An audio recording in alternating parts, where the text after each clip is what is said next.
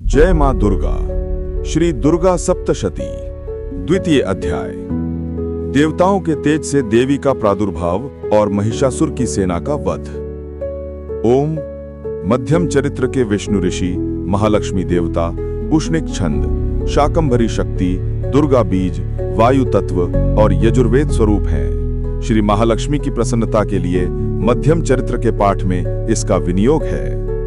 मैं कमल के आसन पर बैठी हुई प्रसन्न मुख वाली महिषासुर मर्दिनी भगवती महालक्ष्मी का भजन करता हूँ, जो अपने हाथों में अक्षमाला, हरसा, गदा, बाण, वज्र, पद्म, धनुष, कुंडिका, दंड, शक्ति, खड्ग, ढाल, शंख, घंटा, मधुपात्र, शूल, पाश और चक्र धारण करती है। ऋषि कहते हैं, पूर्व काल में देवताओं और असुरों में पूरे 100 वर्षों तक घोर संग्राम हुआ था।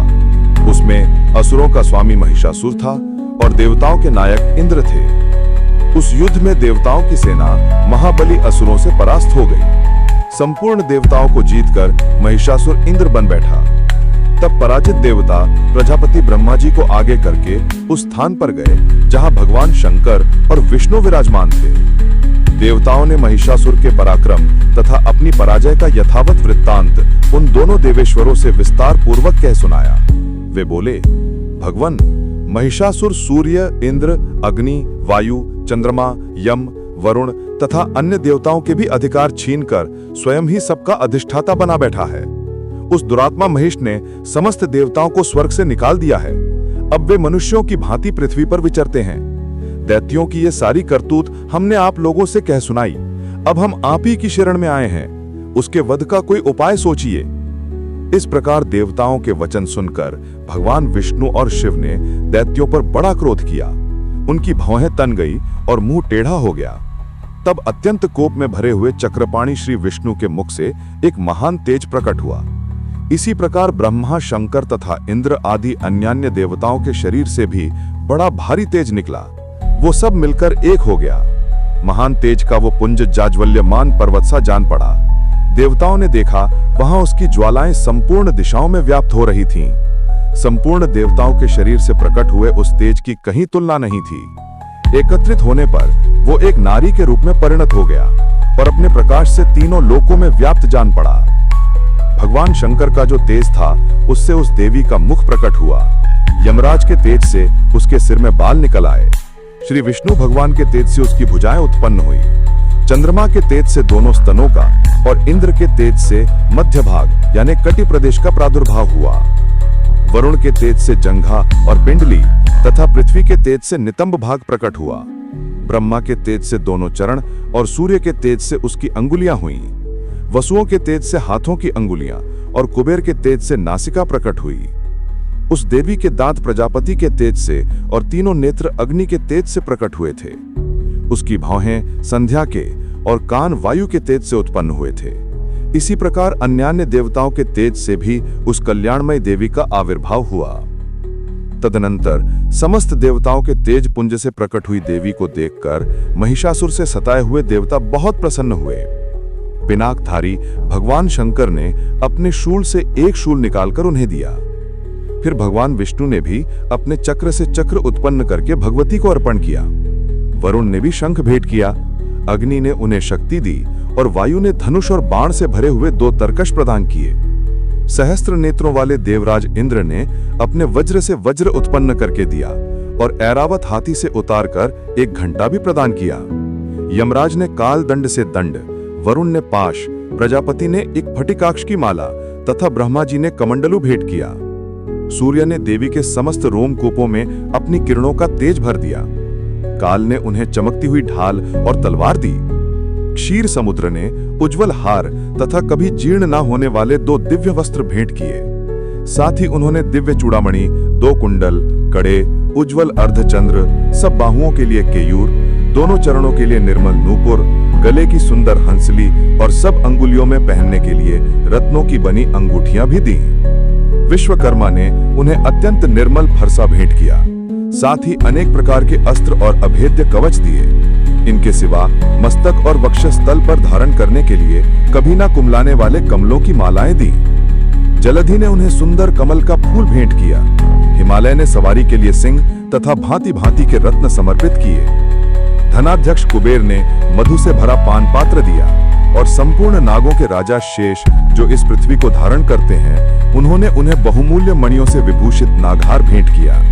इसी प्रकार अन्यान्य देवताओं ने भी आभूषण और अस्त्र शस्त्र देकर देवी का सम्मान किया। तत्पश्चात उन्होंने बारंबार अट्टहास पूर्वक उच्च स्वर से गर्जना की। उनके भयंकर नाच से संपूर्ण आकाश गूंज उठा। देवी का वो अत्यंत उच्च स्वर से किया हुआ सिंहनाद कहीं समा न सका। आकाश उसके सामने लघु प्रतीत होने लगा। उससे बड़े जोर की प्रतिध्वनि हुई, जिससे संपूर्ण विश्व में हलचल मच गई और समुद्र कांप उठे। पृथ्वी डोलने लगी और समस्त पर्वत हिलने लगे। उस समय देवताओं ने अत्यंत प्रसन्नता के साथ सिंह वाहिनी भवानी से कहा, देवी तुम्हारी जय हो। साथ ही महर्षियों ने भक्ति भाव से विनम्र होकर उनका स्तवन किया। संपूर्ण त्रिलोकी को क्षोभग्रस्त देख दैत्यगण अपनी समस्त सेना को कवच आदि से सुसज्जित कर हाथों में हथियार ले सहसा उठकर खड़े हो गए। उस समय महिषासुर ने बड़े क्रोध में आकर कहा, आह, ये क्या हो रहा है? फिर वो संपूर्ण असुरों से घिरकर उस सिंहनाद की ओर लक्ष्य करके दौड़ा और आगे पहुंचकर उसने देवी को देखा, जो अपनी प्रभा से तीनों लोकों को प्रकाशित कर रही थी। उनके चरणों के भार से पृथ्वी दबी जा रही थी। माथे के मुकुट से आकाश में रेखा सी खिंच रही थी और वे अपने धनुष की टंकार से सातों पातालों को क्षुब्ध किए देती थीं। देवी अपनी हजारों भुजाओं से संपूर्ण दिशाओं को आच्छादित करके खड़ी थीं। तदनंतर उनके साथ दैत्यों का युद्ध छिड़ गया। नाना प्रकार के अस्त्र शस्त्रों के प्रहार से संपूर्ण दिशाएं उद्भासित होने लगी। चिक्षुर नामक महान असुर महिषासुर का सेना नायक था। वो देवी के साथ युद्ध करने लगा। अन्य दैत्यों की चतुरंगिणी सेना साथ लेकर चामर भी लड़ने लगा। 60,000 रथियों के साथ आकर उदग्र नामक महादैत्य ने लोहा लिया।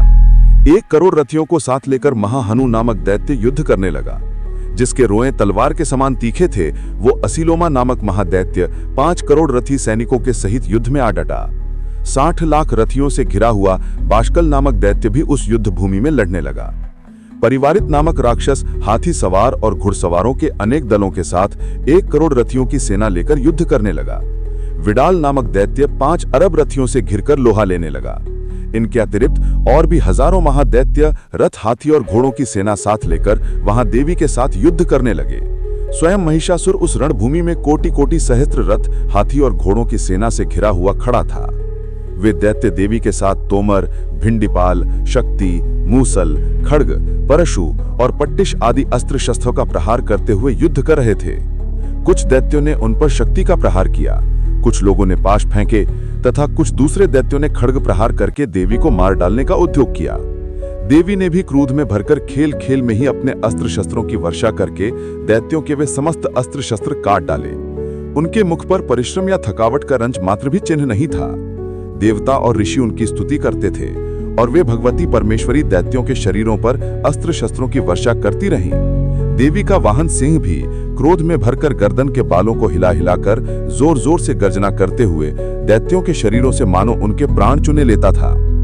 वहां देवी के गणों ने भी उन महादैत्यों के साथ ऐसा युद्ध किया जिससे आकाश में खड़े हुए देवतागण उन पर बहुत संतुष्ट हुए और फूल बरसाने लगे। इस प्रकार श्री मार्कंडेय पुराण में सावर्णिक मनवंतर की कथा के अंतर्गत देवी महात्म्य में महिषासुर की सेना का वध नामक दूसरा अध्याय पूरा हुआ। तृतीय अध्याय, सेनापतियों सहित महिषासुर का वध। जगदम्बा के श्री अंगों की कांति उदय काल के सहस्रों सूर्यों के समान है। वे लाल रंग की रेशमी साड़ी पहने हुए हैं। उनके गले में मुंडमाला शोभा पा रही है। दोनों स्तनों पर रक्त चंदन का लेप लगा है। वे अपने कर कमलों में जप मालिका, विद्या और अभय तथा वर नामक मुद्राएं धारण किए हुए हैं। 3 नेत्रों से सुशोभित मुखारविंद की बड़ी शोभा हो रही है। उनके मस्तक पर चंद्रमा के साथ ही रत्नमय मुकुट बंधा है तथा वे कमल के आसन पर विराजमान हैं। ऐसी देवी को मैं भक्ति पूर्वक प्रणाम करता हूँ। ऋषि कहते हैं, दैत्यों की सेना को इस प्रकार तहस नहस होते देख महादैत्य सेनापति चिक्षुर क्रोध में भरकर अंबिका देवी से युद्ध करने के लिए आगे बढ़ा। वह असुर रणभूमि में देवी के ऊपर इस प्रकार बाणों की वर्षा करने लगा जैसे बादल मेरुगिरी के शिखर पर पानी की धार बरसा रहा हो। तब देवी ने अपने बाणों से उसके बाण समूह को अनायास ही काटकर उसके घोड़ों और सारथी को भी मार डाला। साथ ही उसके धनुष तथा अत्यंत ऊंची ध्वजा को भी तत्काल काट गिराया। धनुष कट जाने पर उसके अंगों को अपने बाणों से बींध डाला। धनुष, रथ, घोड़े और सारथी के नष्ट हो जाने पर वह असुर ढाल और तलवार लेकर देवी की ओर दौड़ा। उसने तीखी धार वाली तलवार से सिंह के मस्तक पर चोट करके देवी की भी बाईं भुजा में बड़े वेग से प्रहार किया। राजन, देवी की बाह पर पहुंचते ही वह तलवार टूट गई। फिर तो क्रोध से लाल आंखें करके उस राक्षस ने शूल हाथ में लिया और उसे उस महादैत्य ने भगवती भद्रकाली के ऊपर चलाया। वह शूल आकाश से गिरते हुए सूर्य मंडल की भांति अपने तेज से प्रज्वलित हो उठा। उस शूल को अपनी ओर आते देख देवी ने भी शूल का प्रहार किया। उससे राक्षस के शूल के सैकड़ों टुकड़े हो गए। साथ ही महादैत्य चिक्षुर की भी धज्जियां उड़ गईं। वह प्राणों से हाथ धो बैठा। महिषासुर के सेनापति उस महापराक्रमी चिक्षुर के मारे जाने पर देवताओं को पीड़ा देने वाला चामर हाथी पर चढ़कर आया। उसने भी देवी के ऊपर शक्ति का प्रहार किया, किंतु जगदम्बा ने उसे अपने हुंकार से ही आहत एवं निष्प्रभ करके तत्काल पृथ्वी पर गिरा दिया। शक्ति टूटकर गिरी हुई देख चामर को बड़ा क्रोध हुआ। अब उसने शूल चलाया, किंतु देवी ने उसे भी अपने बाणों द्वारा काट डाला। इतने में ही देवी का सिंह उछलकर हाथी के मस्तक पर चढ़ बैठा और उस दैत्य के साथ खूब जोर लगाकर बाहुयुद्ध करने लगा। वे दोनों लड़ते लड़ते हाथी से पृथ्वी पर आ गए और अत्यंत क्रोध में भरकर एक दूसरे पर बड़े भयंकर प्रहार करते हुए लड़ने लगे। तदनंतर सिंह बड़े वेग से आकाश की ओर उछला और उधर से गिरते समय उसने पंजों की मार से चामर का सिर धड़ से अलग कर दिया। इसी प्रकार उदग्र भी शिला और वृक्ष आदि की मार खाकर रणभूमि में देवी के हाथ से मारा गया तथा कराल भी दांतों, मुक्कों और थप्पड़ों की चोट से धराशायी हो गया। क्रोध में भरी हुई देवी ने गदा की चोट से उद्धत का कचूमर निकाल डाला। भिंदीपाल से वाशकल को तथा बाणों से ताम्र और अंधक को भौंत के घाट उतार दिया। 3 नेत्रों वाली परमेश्वरी ने त्रिशूल से उग्रास्य, उग्रवीर्य तथा महाहनन नामक दैत्यों को मार डाला। तलवार की चोट से विडाल के मस्तक को धड़ से काट गिराया। दरधर और दरमुख इन दोनों को भी अपने बाणों से यमलोक भेज दिया। इस प्रकार अपनी सेना का संहार होते देख महिषासुर ने भैंसे का रूप धारण करके देवी के गणों को त्रास देना आरंभ किया।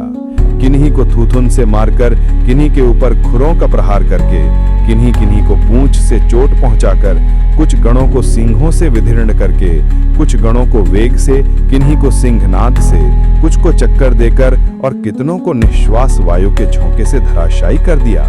इस प्रकार गणों की सेना को गिराकर वह असुर महादेवी के सिंह को मारने के लिए झपटा। इससे जगदम्बा को बड़ा क्रोध आया। उधर महापराक्रमी महिषासुर भी क्रोध में भरकर धरती को खुरों से खोदने लगा और अपने सिंहों से ऊंचे ऊंचे पर्वतों को उठाकर फेंकने और गरजने लगा। उसके वेग से चक्कर देने के कारण पृथ्वी क्षुब्ध होकर फटने लगी। उसकी पूंछ से टकराकर समुद्र सब ओर से धरती को डुबोने लगा। हिलते हुए सिंहों के आघात से विदीर्ण होकर बादलों के टुकड़े टुकड़े हो गए। उसके श्वास की प्रचंड वायु के वेग से उड़े हुए सैकड़ों पर्वत आकाश से गिरने लगे। इस प्रकार क्रोध में भरे हुए उस महादैत्य को अपनी ओर आते देख चंडिका ने उसका वध करने के लिए महान क्रोध किया। उन्होंने पाश फेंककर उस महान असुर को बांध लिया। उस महासंग्राम में बंध जाने पर उसने भैंसे का रूप त्याग दिया और तत्काल सिंह के रूप में वह प्रकट हो गया। उस अवस्था में देवी ज्यों ही उसका मस्तक काटने के लिए उद्यत हुई, त्यों ही वह खड्गधारी पुरुष के रूप में दिखाई देने लगा। तब देवी ने तुरंत ही बाणों की वर्षा करके ढाल और तलवार के साथ उस पुरुष को भी बींध डाला। इतने में ही वह महान गजराज के रूप में परिणत हो गया तथा अपनी सींड से देवी के विशाल सिंह को खींचने और गरजने लगा। खींचते समय देवी ने तलवार से उसकी सूंड काट डाली। तब उस महादैत्य ने पुनः भैंसे का शरीर धारण कर लिया और पहले की ही भांति चराचर प्राणियों सहित तीनों लोगों को व्याकुल करने लगा। तब क्रोध में भरी हुई जगत माता चंडिका बार बार उत्तम मधु का पान करने और लाल आंखें करके हंसने लगी।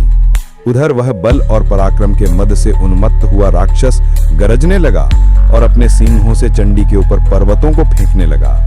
उस समय देवी अपने बाणों के समूहों से उसके फेंके हुए पर्वतों को चूर्ण करती हुई बोली।